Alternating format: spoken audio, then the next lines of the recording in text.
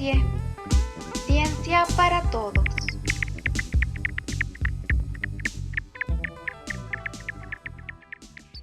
Bienvenidos a Depende de la Especie, podcast de la Universidad Juárez del Estado de Durango dedicado a la divulgación de la investigación en ciencias biológicas. Soy Brenda Díaz Cárdenas y los acompañaré en el episodio de hoy, que es un episodio muy especial, pues está dedicado al desierto chihuahuense. Desde hace aproximadamente 20 años se dedica el mes de octubre al desierto chihuahuense con la finalidad de recordar a la sociedad la importancia de este desierto. ¿Y por qué es importante celebrar el desierto chihuahuense? Esta pregunta nos la contestará con su charla el doctor Alexander Chaya de la UJED. ¿Cómo está, doctor Alexander? Muy bien, muchas gracias a usted. Gracias a usted por aceptar la invitación y bienvenido a Depende de la Especie. A continuación les voy a dar una breve reseña del doctor. El doctor Alexander Chaya nació en Alemania, es licenciado y maestro en geología por la Universidad Libre de Berlín y es doctor en biología especializado en paleobotánica por la Universidad Alexander von Humboldt en Berlín, Alemania. Es profesor investigador de la Facultad de Ciencias Biológicas de la Universidad Juárez del Estado de Durango, UJED. Ha publicado numerosos artículos en revistas científicas sobre paleontología y geología. Ha titulado a estudiantes de licenciatura y posgrado y se especializa en la investigación de plantas y moluscos de la era cenozoica de América del Norte y Europa. Y a continuación nos va a hablar un poco sobre el desierto chihuahuense. ¿Le parece si nos comparte su pantalla, doctor? Pues muchas gracias, Brenda, por la invitación para hablar sobre este importante e interesante tema como lo es el desierto chihuahuense. Bueno, antes de nada, yo creo que nos conviene contestar la pregunta ¿por qué realmente estamos aquí donde vivimos, aquí en el norte de México? ¿Por qué aquí hay desiertos o semidesiertos? ¿Sí? Para contestar esta pregunta, vamos a ver algunos mapas. ¿Sí? Este es el primer mapa que nos enseña la distribución de grandes desiertos en el planeta. Y podemos ver que no es casualidad la ubicación de estos desiertos, sino tienen un cierto patrón. Todos estos grandes desiertos del planeta están ubicados más o menos a la latitud 30 del norte o del sur del Ecuador, ¿sí? Es un patrón y esta distribución, por ejemplo, el desierto de Australia están allá de Chile, de Namibia en África, también el Sahara mismo y nuestros desiertos aquí del norte de América. Esto tiene una causa climatológica. Así nos conviene ver ahora esta imagen, donde nos enseña el movimiento de aire, ¿sí? Los movimientos de los vientos que finalmente transporta la humedad. La más grande cantidad de humedad se acumula en el Ecuador, donde hay mucho calor, mucha humedad. Pero esta humedad se queda realmente casi completa en el Ecuador, allá en las zonas tropicales. Llueve pues cada día, ¿sí? También allá tenemos los más abundantes bosques tropicales lluviosos que las selvas, ¿sí? De Brasil que conocemos. Después el aire se transporta, cuando ya dejó la humedad, al norte en estas células de Hadley, así llamadas por los climatólogos, pero el aire llega ahora al norte, pero ya está seco, ¿sí? Ya perdió toda la humedad cerca del Ecuador, y por esta causa tenemos aquí las zonas de los desiertos calientes, tanto en el hemisferio norte como en el hemisferio sur. Bueno, pero en el caso del desierto chihuahuense tenemos otra razón. No solamente es importante la latitud, sino también la específica situación geológica. Y aquí también nos demuestra eso muy bien un mapa de México donde podemos apreciar las sierras. Y podemos ver que el desierto chihuahuense, que se ubica aquí más o menos en el centro del altiplano mexicano, está rodeado por grandes montañas, por sierras, ¿sí? Que llamamos la Sierra Madre Occidental, Oriental y las otras que lo rodean. Eso es como una barrera. Ahorita vamos a ver qué sucede con los movimientos del aire en esta zona por las montañas. Pero primero tenemos que también aclarar ¿cómo surgieron estas montañas? Pues eso él explicó la geología con una teoría que se llama tectónica de placas. Ya hace 50 años fue establecida esta teoría. todas las montañas, no solamente esta Sierra Nuestra, Sierra Madre, sino también las Andes en América del Sur, los Alpes en Europa o los Himalayas en Asia, todas montañas surgen como resultado del mismo mecanismo, del choque de placas, ¿sí? En este choque se eleva la corteza, ¿sí? Surgen elevaciones que nosotros llamamos montañas, ¿sí? Y este caso precisamente también sucedió aquí en el norte de México y por eso esta zona está rodeada de montañas, ¿sí? Esta imagen nos va a aclarar la situación concreta aquí de la parte occidental del desierto chihuahuense, ¿sí? Aquí tenemos como barrera la Sierra Madre, ¿sí? Los vientos casi durante todo el año vienen desde el oeste, desde Mazatlán, desde el Pacífico. Estos vientos que están cargados de humedad llegan a la dirección de la comarca lagunera aquí de Durango, pero no pueden pasar esta barrera que es la misma Sierra Madre Occidental, ¿sí? El aire sube, se enfría, se condensa y la lluvia sale nada más en esta parte de la sierra que conocemos cuando viajamos desde la laguna hasta Mazatlán. La vegetación es diferente, muy ambulante, ¿sí? Al contrario de eso, la parte aquí del desierto chihuahuense es así llamado la sombra de la lluvia, porque aquí sí llega el aire, pero el aire otras veces es muy seco, ¿sí? Así que estos dos elementos, tanto climatológico como geológico, son responsables que en esta región donde vivimos, aquí donde nos toca vivir y trabajar, es un desierto, ¿sí? Y las lluvias, eso sabemos de la ecología, de la biología, las lluvias y la temperatura son factores esenciales que limitan la estructura del ecosistema, ¿sí? Por eso tenemos aquí otro ecosistema que es cerca del Ecuador, ¿sí? Así tenemos los desiertos. Bueno, aquí la ubicación, podemos ver que la región del desierto chihuahuense abarca varios estados, tanto en México como en Estados Unidos, ¿sí? En México, hacia el sur, alcanza la parte norteña de San Luis Potosí, ¿sí? En Estados Unidos, Texas, Arizona, eso es la distribución de este desierto. De hecho, es uno de los desiertos grandes, ¿sí? Es más grande que, por ejemplo, España y Francia juntos, ¿sí? De este tamaño estamos hablando cuando hablamos del desierto chihuahuense, ¿sí? Ahorita vamos a ver que en Norteamérica hay 4 desiertos grandes, ¿sí? Zonas desérticas grandes. La diferencia entre estos 3 que vamos ahorita a mencionar y nuestro desierto chihuahuense es la estacionalidad de las lluvias, pues la distribución durante el año de las lluvias, ¿sí? Aquí en el desierto chihuahuense tenemos inviernos fríos, pero secos, ¿sí? A veces hay 3, 4, 5 meses de enero, febrero, marzo, normalmente no cae ni una gota, ¿sí? Esas son las diferencias principales entre los desiertos norteamericanos. Bueno, también vamos a ahora entrar en otro eje, en el no eje geográfico, sino en un eje temporal, ¿sí? Vamos a ver que en esta zona donde ahora tenemos nuestro desierto aquí, no siempre hubo un desierto y vamos a hablar cómo surgió realmente este desierto durante los periodos geológicos. Vamos a ver, por falta de tiempo, nada más una época pero que es muy importante para la estructura del ecosistema de hoy, que es el Pleistoceno, o llamado también tiempo de hielo, ¿sí? Vamos a hacer un viaje hace 12.000 años. ¿Qué hubo aquí en este lugar que llamamos hoy desierto chihuahuense? Pues hubo un refugio pleistocénico. ¿Qué es eso? ¿Sí? Pleistocénico es el tiempo de hielo, el refugio es donde se refugia alguien. Ahorita vamos a ver quién y por qué y cómo se refugiaron aquí en esta zona del desierto y por qué causa, ¿sí?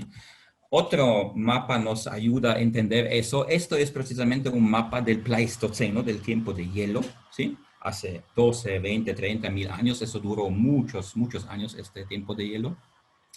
Podemos apreciar en este mapa que casi la mitad de la América del Norte está cubierta por un glacial, ¿sí? Está bajo del hielo. Si me refiero al glacial, eso es literalmente, ¿sí? Un paquete de 1000, 2000 metros. Imagínense un paquete de 1 kilómetro, 2 kilómetros de altura, está cubierta la mitad del continente. Toda la fauna y flora también que vivía en esta zona que ahora ocupa, en este Pleistoceno, ocupa el hielo, pues tenía que reaccionar contra esta presión ambiental.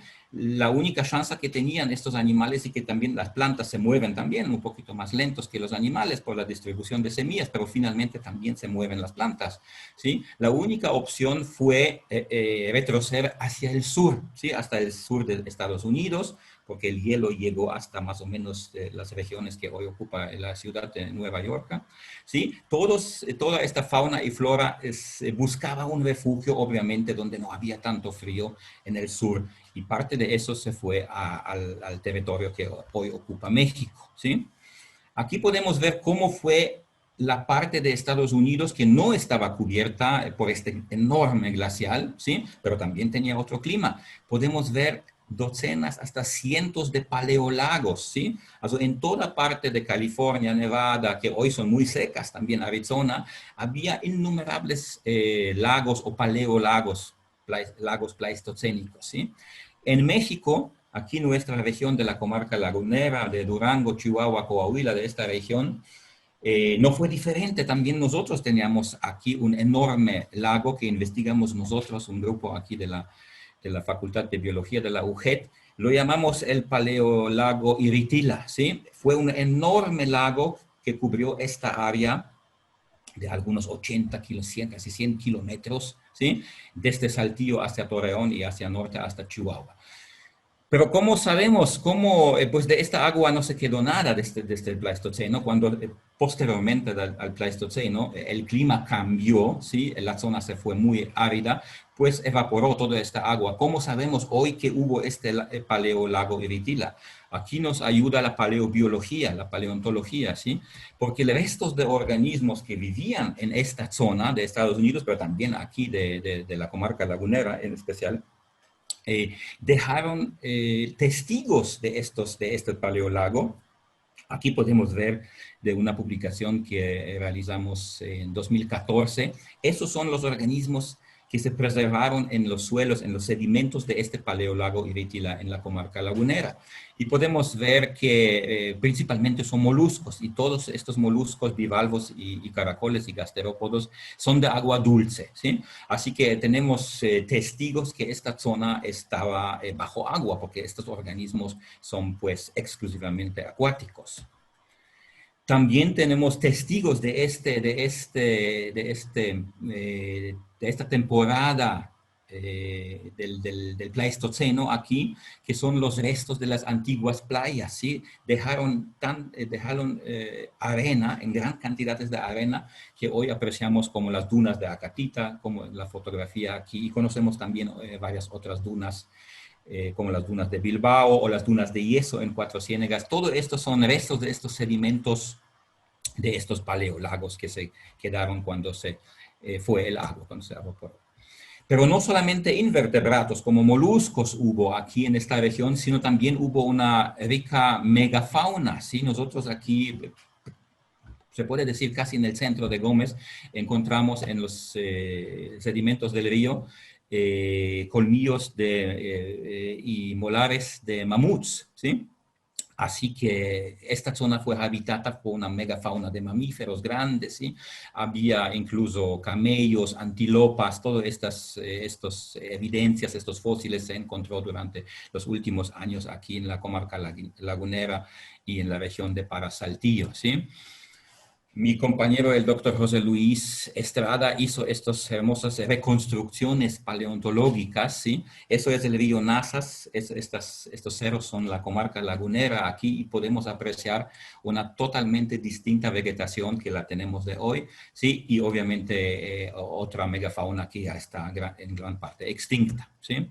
Aquí el río Nazas, con una línea de tiempo. Atrás podemos ver el puente plateado que junta la ciudad de Gómez Palacio con el Torreón, y aquí la situación adelante en el Pleistoceno totalmente diferente, ¿sí? Así que muchos grupos, no hay tiempo para hablar, más adelante vamos a ver con respecto a los peces y los reptiles, pero muchos grupos pues se refugiaron aquí, fue la única opción para sobrevivir estos tremendos fríos del Pleistoceno, se refugiaron en la zona que hoy es desierto chihuahuense, ¿sí? Y especialmente porque es la zona más al sur fue muy preferida para muchos organismos, plantas sobre todo, y también animales, reptiles, el bolsón de Mapimí. ¿Sí? Son refugios que permitieron sobrevivir durante estos cientos de miles de años del Pleistoceno. ¿Sí? El desierto chihuahuense en especialmente es biológicamente hablando el más diverso en todo el hemisferio occidental y uno de los más diversos regiones áridas en el mundo. ¿Sí? ¿Por qué es así? Una de las causas ya hemos visto, porque durante este Pleistoceno vinieron muchas especies para refugiar aquí en esta región, ¿sí? Pero no, eso no es toda la respuesta. También hay otras causas que vamos a ver ahora, porque esta zona, precisamente de esto, de los 4 desiertos, el desierto chihuahuense, es tan rica al endemismo, a especies. Esta imagen también nos enseña claramente que de los 4 desiertos del Norteamérica, los 3 están conectados, ¿sí? Aquí a la izquierda de la imagen. Estos nunca perdieron, o por lo menos en la gran parte del tiempo postglacial, no perdieron la conectividad, mientras el desierto chihuahuense es aislado, ¿sí? No hay conexión entre el desierto de Sonora y el desierto de Chihuahua. Aparte de eso, que esta separación, este aislamiento, el desierto chihuahuense, si vemos su morfología, es realmente un gran mosaico de diferentes hábitats. Solamente si apreciamos los tipos de suelo, tenemos suelos salinos. En estos suelos salinos evolucionaron plantas que requieren la sal para sobrevivir, ¿sí? Así llamadas halofitas.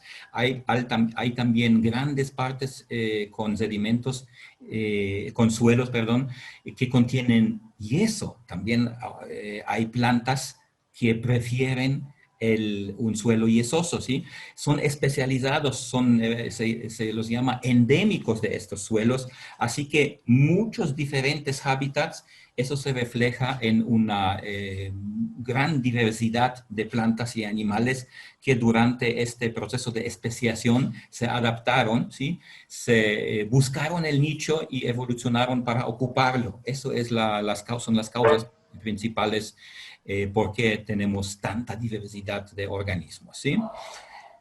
Quiero terminar con un ejemplo de este mosaico de hábitats que es emblemático, es la famosa región de Cuatro Ciénegas, que también pertenece al desierto chihuahuense. Aquí podemos ver una imagen satelital desde arriba, ¿sí? Podemos ver aislados las pozas particulares, ¿sí? En Cuatro Ciénegas hay más que 400 pozas, aquí podemos ver algunas 10, 12 pozas.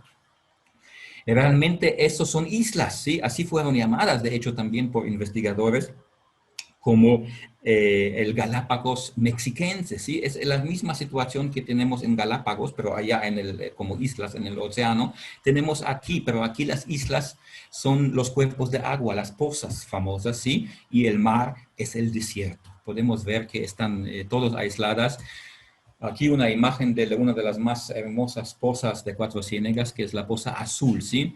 En estos cuerpos de agua muy pequeños, de algunos 40, 50 metros de promedio, ¿sí? Metros, no kilómetros, metros de promedio, hay una gran diversidad de organismos, endemismos, ¿sí? Solamente 8 especies de gasterópodos endémicos que habitan nada más este valle están allá presentes, al lado de varios peces, crustáceos y insectos acuáticos endémicos, ¿sí? Esto por el aislamiento, ¿sí?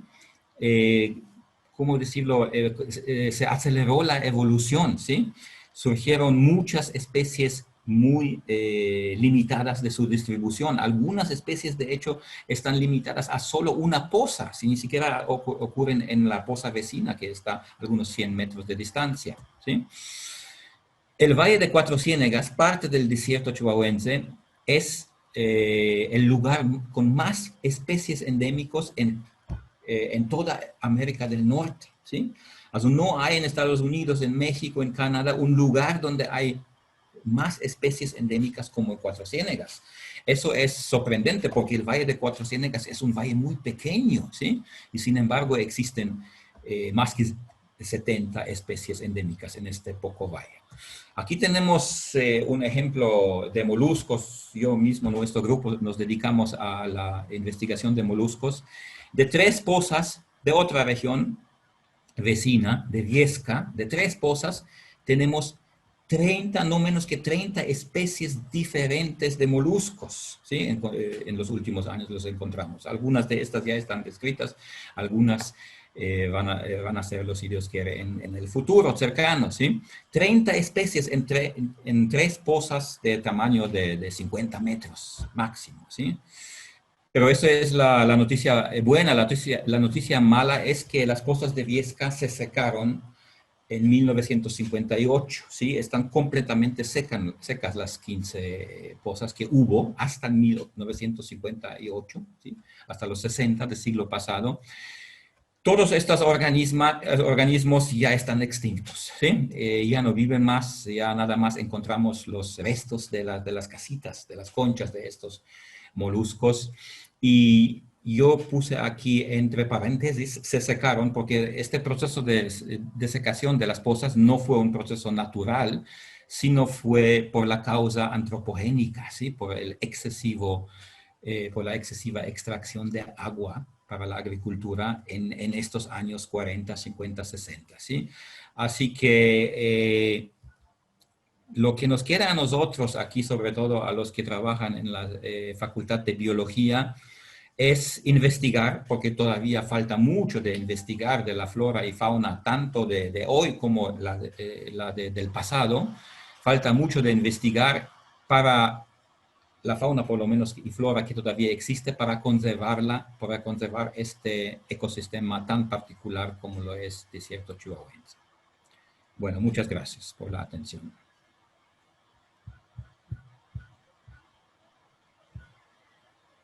Wow, doctor, qué interesante. Yo no soy de aquí, ni soy de la región, ni nada, pero Yo tampoco. bueno, usted tampoco, es verdad, pero desde que conocí el desierto chihuahuense fue como amor a primera vista, lo conocí precisamente en Mapimí, y ahora afortunadamente vivo aquí, trabajo aquí y todos los días ve uno algo sorprendente.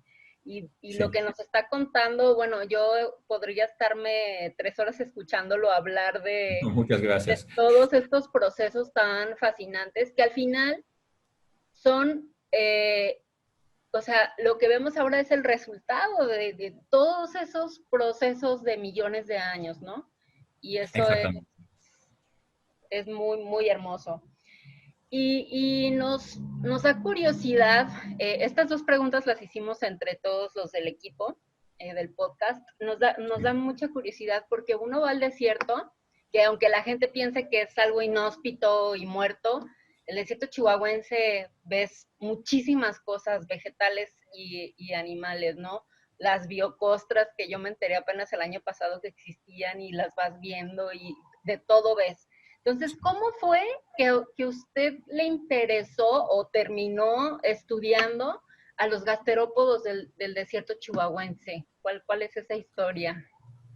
Bueno, esta historia en particular es un poquito curiosa porque yo soy, para decirlo de la educación de casa, botánico. Yo estudié botánica, paleobotánica y botánica y me dedicaba 15 años en eso, en plantas fósiles y plantas recientes, también vivas. Pero por causalidad visité en 2013 las dunas de Bilbao, ¿sí? Con el doctor José Luis Estrada, fuimos allá, él quiso enseñarme esta impresionante paisajes, yo nunca vi dunas intraterrestres, intracontinentales, siempre las dunas nada más asociaba con la playa, con los que conocemos de la playa. Eso ya fue sorprendente, ver dunas dentro del continente. No son muchos lugares en la Tierra que tienen este tipo de formaciones, ¿sí? Dunas continentales. Y por causalidad detectamos puntitos, restos de conchas blancas en las arenas, ¿sí? Tomamos una muestra chiquita de las arenas y bajo microscopio salió que están llenos precisamente de moluscos, de chiquitos gasterópodos y bivalvos. Y así empezó toda la historia de la malacología, es la ciencia que se dedica a investigación de moluscos. Pues y yo los vi, me gustaban inmediato estos chiquitos organismos de 1 o 2 milímetros, nada más de ese tamaño son los moluscos allá en las dunas. Pero yo trabajé, como lo dije, con plantas. Mandé el material a un experto en Washington, precisamente, que es experto de estos grupos de moluscos. Y también eso, pues, se puede decir es destino o casualidad. Eso uno nunca va a saber. Él me agradeció mucho el material, pero dijo que él no se dedica a investigar moluscos fósiles. Él trabaja nada más con la fauna reciente, así que nosotros deberíamos, y nos dio el consejo que nosotros deberíamos hacerlo solos nosotros, aprender de moluscos, determinarlos, y así empezó la historia, y literalmente eso hicimos. Nos metimos en agua fría, un campo totalmente nuevo para todos, para mí también, pues yo trabajé toda mi vida con plantas y de repente uno tiene que empezar de cero, ¿sí? No conocía realmente, creo que ningún molusco, sí, con nombre científico. Pero lo hicimos, nos gustó cada vez más. Trabajamos 4 años con los caracoles fósiles hasta que nos dimos cuenta que en México hay poca gente que trabaja con los caracoles vivos, como los de Cuatro Ciénegas, de Las Pozas, y cambiamos, o más bien ampliamos, y ahora trabajamos tanto con los moluscos vivos como con los moluscos fósiles que vivimos. Trabajamos con los dos grupos, con fósiles y con los vivos. Oh, Así qué fue. interesante, la verdad. Yo tendría 1000 preguntas aquí para hacerle, pero el tiempo Adelante. no nos lo permite. Ojalá que en otra ocasión sí nos pudiera hablar más sobre su estudio tal cual con los caracoles, ¿no? En la malacología. Con mucho gusto. Otra pregunta que nos surge es, ¿cuáles considera usted que serían los grupos más estudiados del desierto y los grupos menos estudiados? Bueno, la comparación es difícil porque entre los grupos hay muchas diferencias. Hay algunos grupos que tienen muchas especies, ¿sí? Algunos géneros que tienen 30, 40, 50 especies y otros géneros que tienen 1 o 2 especies. De lo que yo sepa, están bien investigados las plantas, o sea, la parte botánica está bien investigada, ¿sí? Tanto por investigadores mexicanos como por extranjeros. Sobre todo las cactáceas, obviamente, que tienen aquí un centro de distribución. Así que yo considero que la parte botánica está bien hasta ahora. Siempre hay nuevas especies, descubrimientos y todo, pero es bien investigada, ¿sí? Con respecto a la fauna, por ejemplo, de la experiencia aquí de la facultad, sé también que los reptiles y los anfibios están bien investigados, pero esos son también grupos que no tienen tantas especies, ¿sí? Pero están desde hace 30, 40 años bien investigados, incluso por nuestros investigadores y sobre todo por nuestros investigadores aquí de la facultad, ¿sí? Los moluscos, pues estamos apenas iniciando estas investigaciones. Sí hubo investigación de moluscos de Cuatro Ciénegas. Esos son los únicos de la parte mexicana del desierto chihuahuense que fueron realmente investigados, ¿sí? Todos otros moluscos estamos apenas empezando de investigarlos del río Nazas, del río Aguanaval, ¿sí? Del río Sabinas en Coahuila y de Peñón Blanco también en Durango. Apenas estamos al inicio de hacer listados, investigar qué tenemos, ¿sí? Bueno, de los otros grupos no le puedo decir mucho porque no trabajo con ellos, pero también supongo que la parte de los aves está bien investigada, ¿sí?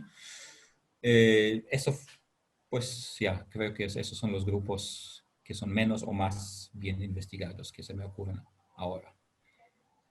Pues mire, hay mucho trabajo por hacer y comentaba usted de aquí de la facultad, pero incluso gente que no es de la facultad vengan a estudiar el desierto chihuahuense. hace falta conocer muchísimas cosas, pienso yo, Sí. y hay trabajo para todos, desde la parte actual, la parte histórica, la geología. Ay, no, la geología de aquí es No, fascinante, pues, los cerros son hermosos. Entonces, pues, muchísimas gracias, doctor, un honor que haya aceptado la invitación para para mí, muchas gracias. participar. De verdad, muchas gracias por compartirnos, pues, un poco, porque pues es muy poco tiempo, un poco de todo el conocimiento que usted tiene y que ha generado sobre el desierto. Muchísimas gracias. También de mi parte, muchas gracias por la invitación y un saludo a todos. Gracias. Bien, a continuación, precisamente vamos a presentarles algunas cápsulas sobre los grupos más diversos o más estudiados del desierto chihuahuense. Vamos a tener una cápsula sobre diversidad de reptiles del desierto chihuahuense con el doctor Héctor Gatzen. Vamos a tener otra cápsula con el doctor Jaime Sánchez sobre cactáceas del desierto chihuahuense y finalmente sobre peces también que existen aquí en el desierto chihuahuense, aunque no lo crean, hay peces, yo no lo sabía, por el biólogo Alonso, también de aquí de la Facultad de Ciencias Biológicas de la UGED. Finalmente, como en cada episodio, vamos a tener nuestra cápsula cultural, depende del tema. ¿Conocen ustedes los cantos cardenches? Son unos cantos muy particulares y si no los conocen, los invitamos a que se queden hasta el final del episodio, en donde les vamos a compartir un video del proyecto Cine a Mano de Arturo López Pío con el canto Yo ya me voy a morir a los desiertos, interpretada por Juan Pablo Villa. Si quieren enterarse de más de temas de ciencia y les ha gustado nuestro contenido, recuerden compartir nuestros episodios en sus redes, suscribirse a nuestro canal, seguirnos en Facebook, ahí vamos a estar pronto compartiendo algunas cositas extras entre cada episodio. Y recuerden que, como decía el escritor Arthur C. Clarke, la magia es solo ciencia que no entendemos aún. Hasta la próxima, gracias.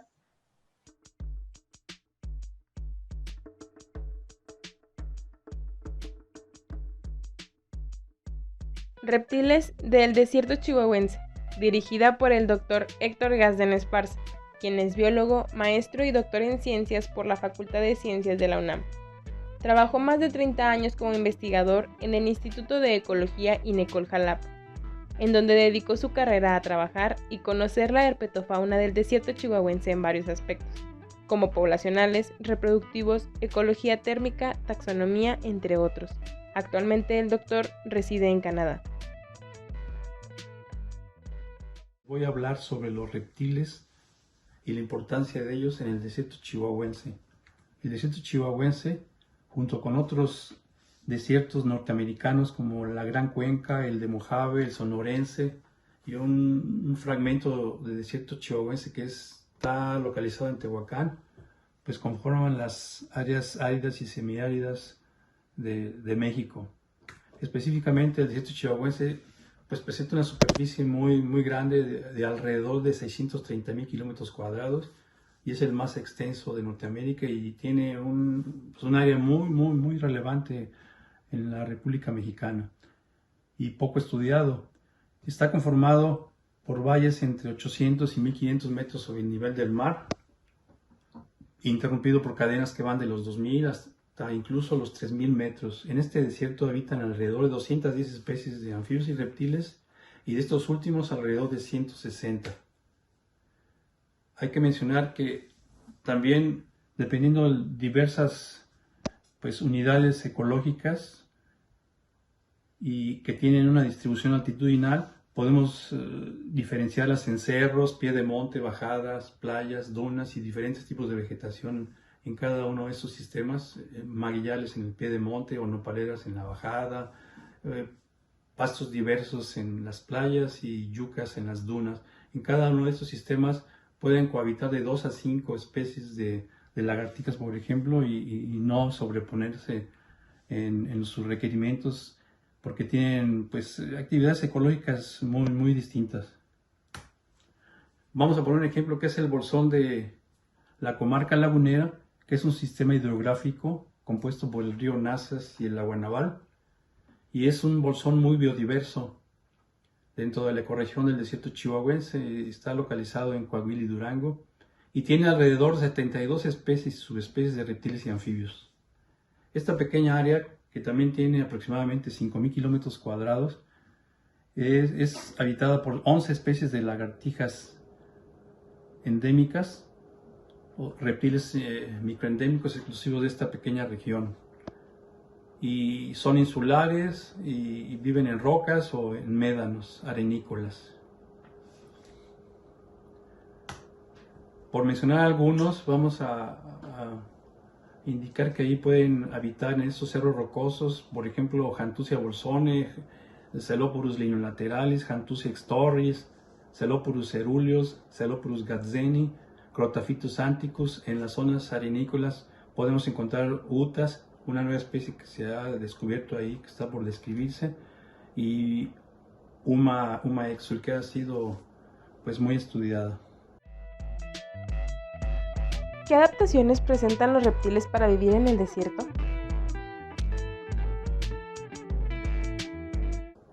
Las adaptaciones de los reptiles, pues podemos mencionar algunas, las estrategias conductuales para termorregular su temperatura corporal.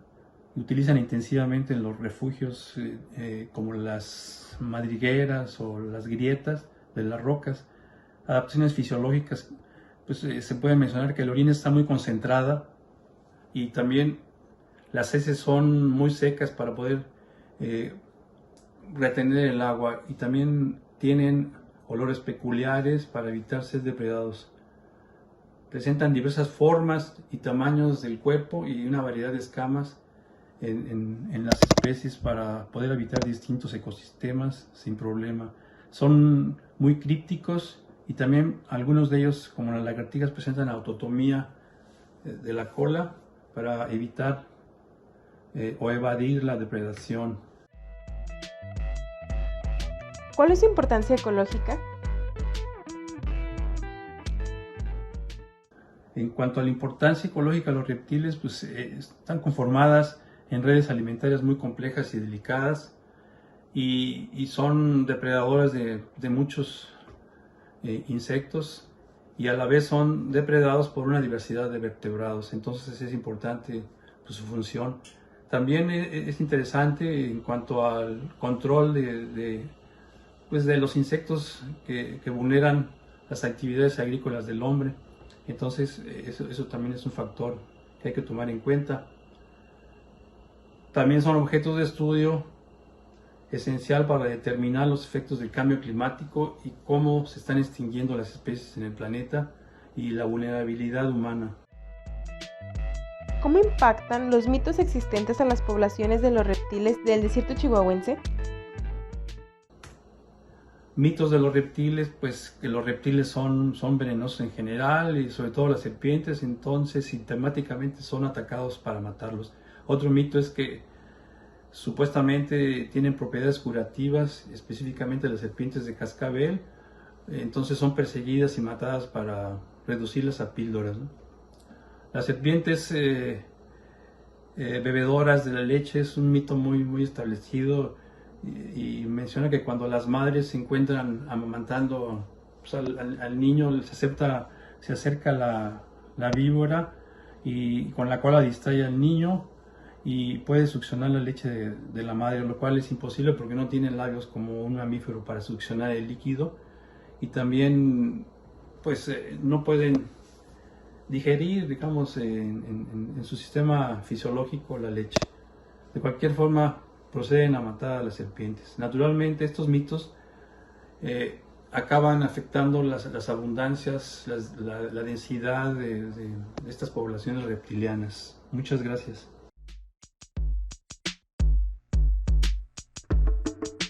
Enseguida nos acompaña el doctor Jaime Sánchez Salas con la cápsula Cactáceas del desierto chihuahuense.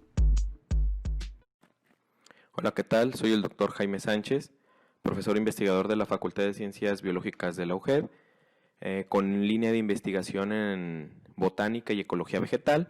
Y bueno, por aquí trataremos de responder algunos cuestionamientos que son muy comunes cuando hablamos de determinados grupos.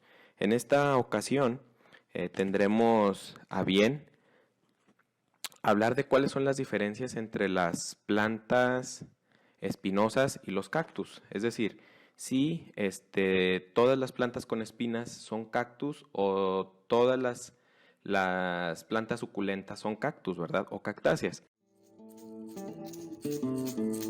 ¿Qué diferencia un cactus de otras plantas del desierto?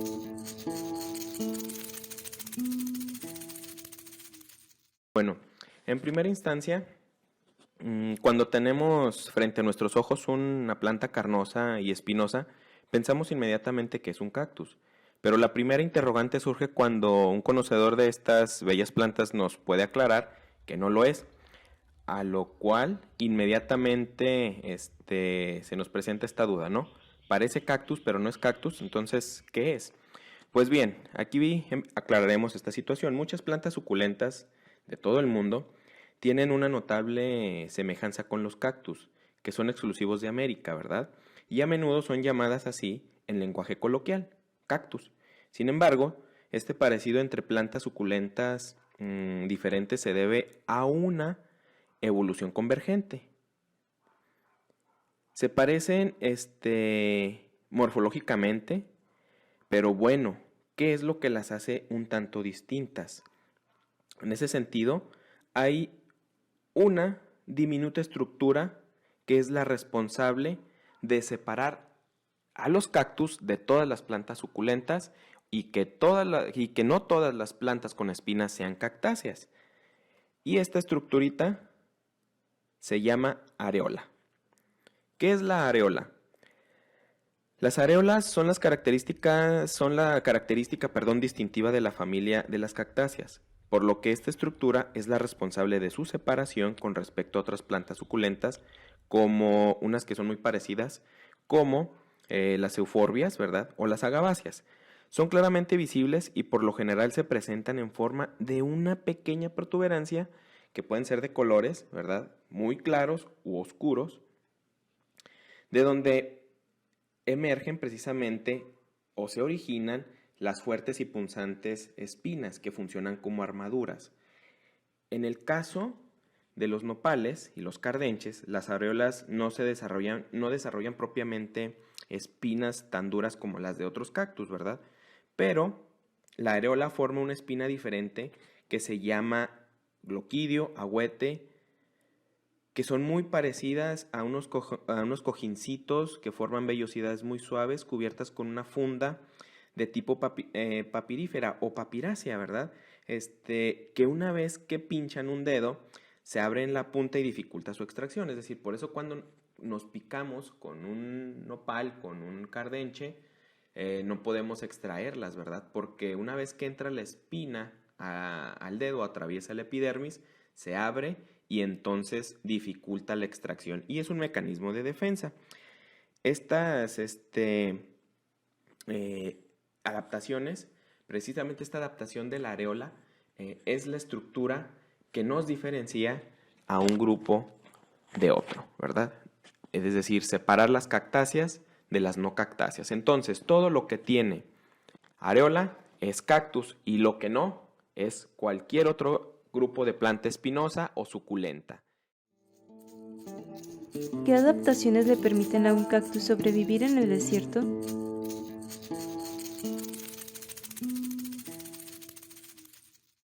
Podemos hablar precisamente de adaptaciones y la areola fue una adaptación precisamente para modificar la velocidad con la que se forman las espinas o se regeneran las espinas para protegerlas en los ambientes donde se encuentran, que no es un ambiente semiárido.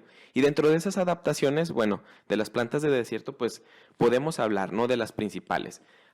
Les decimos precisamente jerófitas, ¿verdad? A todas aquellas plantas que se desarrollan y viven en ambientes muy secos, por lo cual pues las llamamos como tal, plantas desérticas.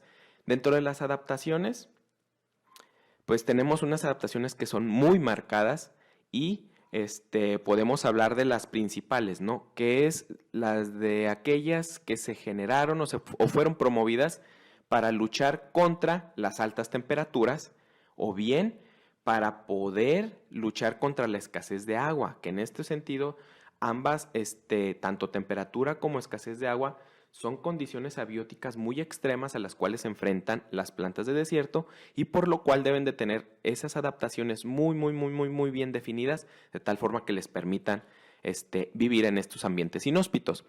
En ese sentido podemos decir que para poder sortear todo este tipo de cuestiones se han adaptado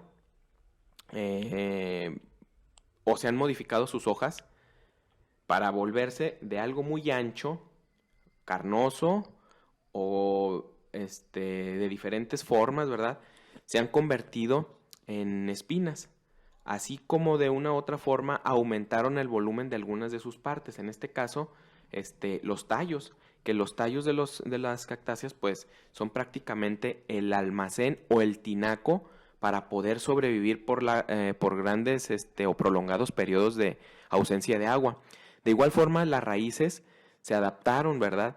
De una raíz principal o pivotante pasó a formar raíces secundarias que son mucho más rápidas en la absorción del momento del agua de lluvia generada, que obviamente esas precipitaciones se pierden muy rápido, entonces generan raicillas secundarias que tienen una mayor velocidad de absorción y de cantidad de absorción de agua, la cual almacenan en el tallo. Y entonces ese almacenaje de agua precisamente es lo que hace que las llamemos suculentas, pero entonces todas las suculentas pueden tener un almacenaje de agua óptimo, muy favorable, pero no ser cactáceas, ¿verdad? Entonces acordémonos que para ser cactáceas debe de tener areola. Dentro de los ejemplos más importantes, ¿verdad? Así de adaptaciones, pues tenemos el saguaro, ¿no? Es lo que más comúnmente conocemos.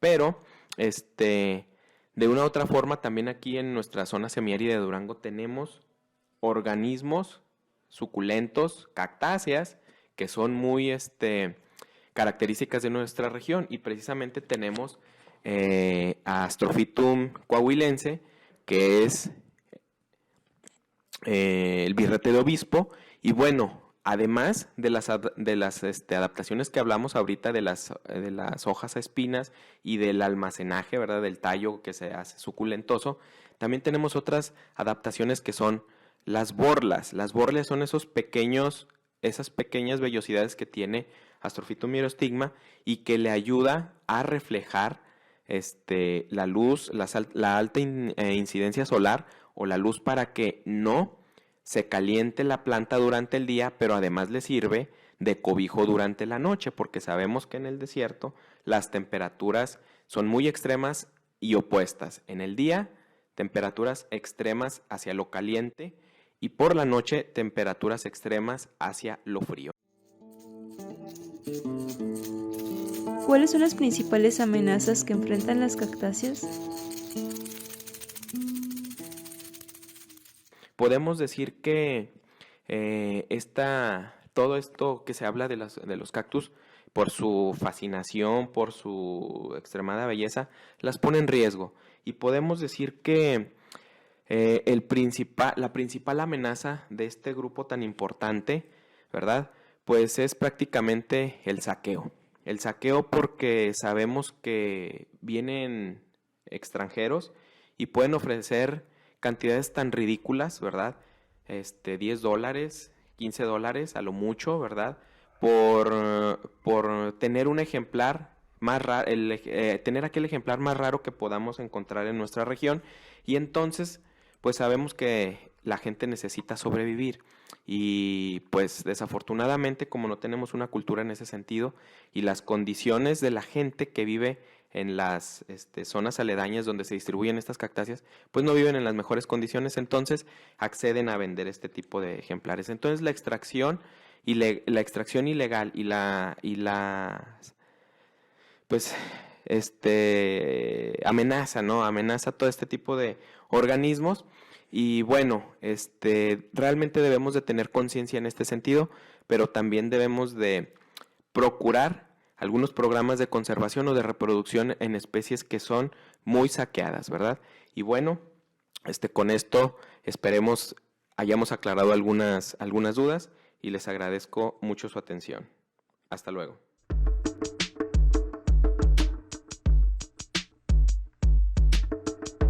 A continuación les presentaremos una cápsula sobre peces del desierto chihuahuense, a cargo del maestro en ciencias, Fernando Alonso Rojo. Hola, soy el maestro Fernando Alonso Rojo de la Facultad de Ciencias Biológicas de la Universidad Juárez del Estado de Durango. Trabajo actualmente en el Laboratorio de Ecología Pesquera, Ictiología y Acuacultura, y las líneas de investigación que tenemos aquí se refieren a peces en ambientes naturales. Trabajamos con pescadores en pesquerías y la otra línea que manejamos es acuacultura.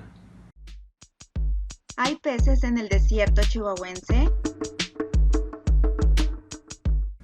Claro que sí, hay peces en el desierto y tienen una historia que data de aproximadamente 23 millones de años, en la que la zona norte de México experimentó violentos movimientos tectónicos que propiciaron la formación de lo que hoy llamamos Sierra Madre Occidental. Desde entonces, estos eventos empezaron a influir en la distribución de los peces dulceacuícolas del desierto chihuahuense. Algunos estudios sobre la distribución de las especies de Norteamérica sugieren la existencia de un sistema fluvial ancestro del río Grande, que es hoy el río Bravo, que fue formado hace aproximadamente 3 millones de años, y los ancestros de los peces actuales son los que empezaron a evolucionar para tener ahora las especies que tenemos. ¿Cuál es la importancia de los peces del desierto chihuahuense?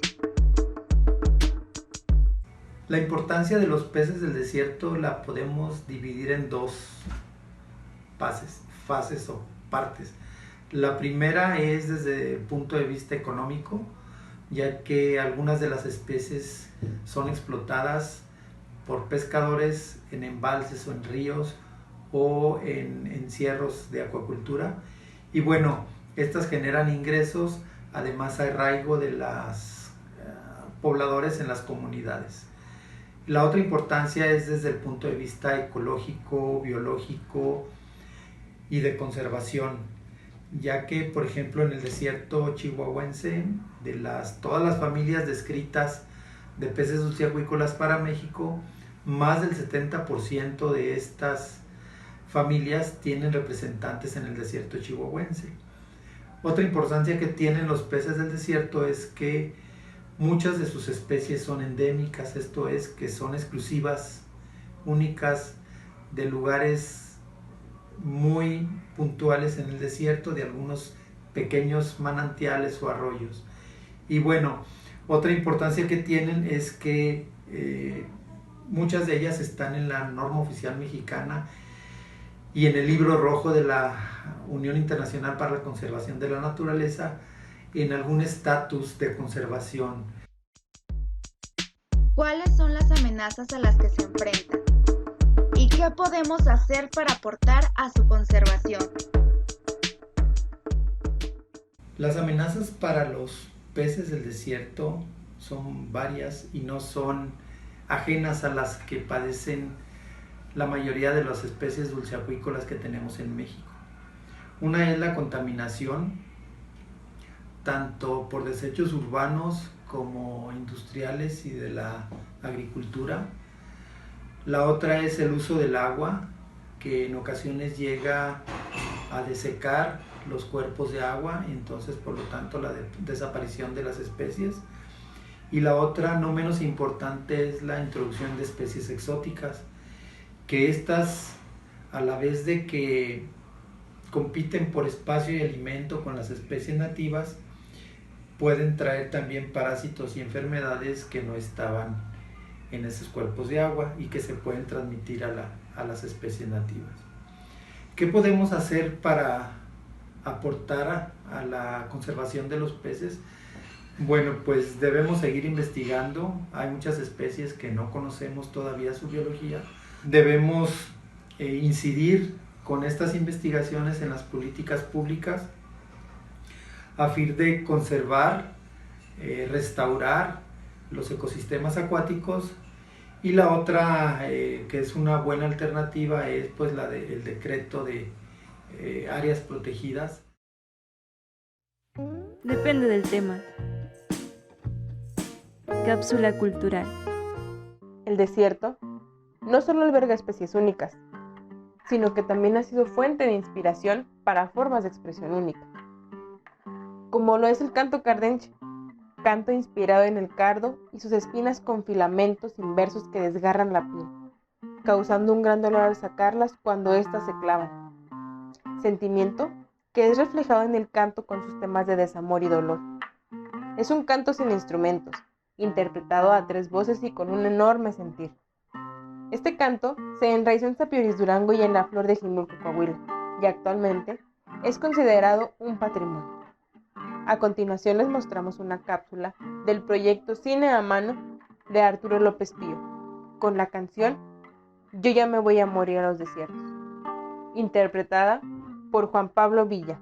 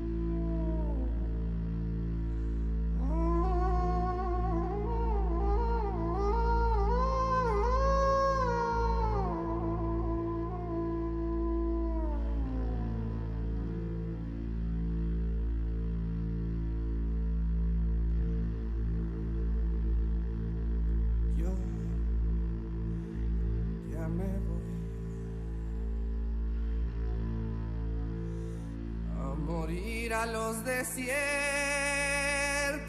me voy de elegido.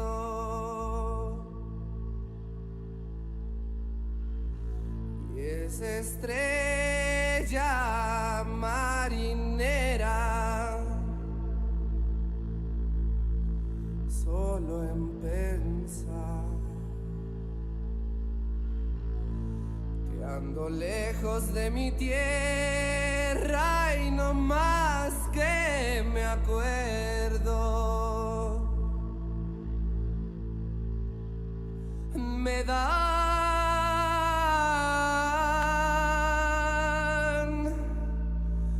ganas de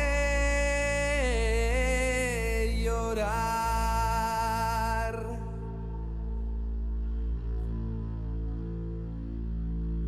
Pero a mí no me divierten los cigarros de la Dalia.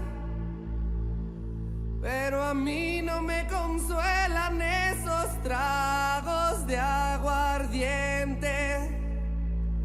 Solo en pensar que dejé un amor pendiente y no más que me acuerdo. me dan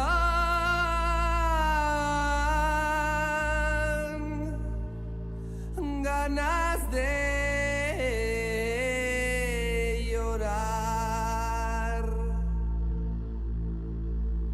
Pero a mí no me divierten los cigarros de la Dalia. Pero a mí no me consuelan esos tragos de aguardiente. Solo en pensar que dejé un amor pendiente y no más que me acuerdo, me da